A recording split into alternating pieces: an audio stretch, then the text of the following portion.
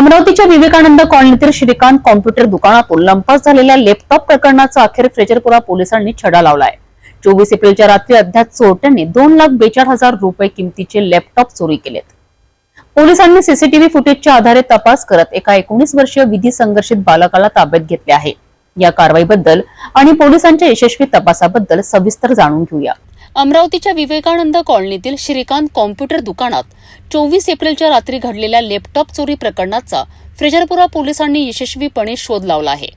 फिर्यादी संजय अढाव यांच्या दुकानातून 2,42,000 रुपये किमतीचे लॅपटॉप अज्ञात चोरट्याने लंपास केले होते।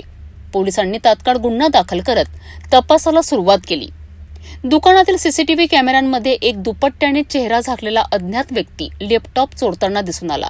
या फुटेजच्या आधारे पोलिसांनी तपास पुढे नेला आणि मोर्शी येथील राधेनगरात राहणाऱ्या 19 वर्षीय शिवकुमार उर्फ शिवा अमोल धोटे या विधी संघर्षित बालकाला ताब्यात घेतले। शिवाने लॅपटॉप चोरीची कबुली दिली असून पोलिसांनी त्याच्याकडनं 13 मागचे जुने लॅपटॉपसह 2,42,000 रुपये किमतीचा मुद्देमाल जप्त केला आहे।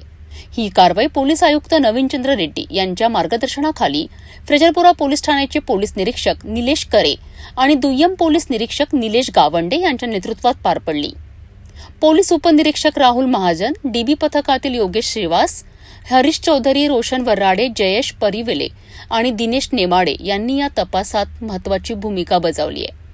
पोलिसांनी नागरिकांना आवाहन केले आहे की आपल्या दुकानांमध्ये सीसीटीव्ही कॅमेरे आणि सुरक्षा व्यवस्था मजबूत ठेवावी। फ्रेजरपुरा पोलिसांच्या या तत्परतेमुळे चोरीचा छडा लागला असून फिर्यादी संजय अढाव यांना त्यांचा मुद्देमाल परत मिळाला आहे। फ्रेजरपुरा पोलिसांनी विवेकानंद कॉलनीतील श्रीकांत कॉम्प्युटर दुकानातील लॅपटॉप चोरी प्रकरणाचा यशस्वीपणे शोध लावला आहे।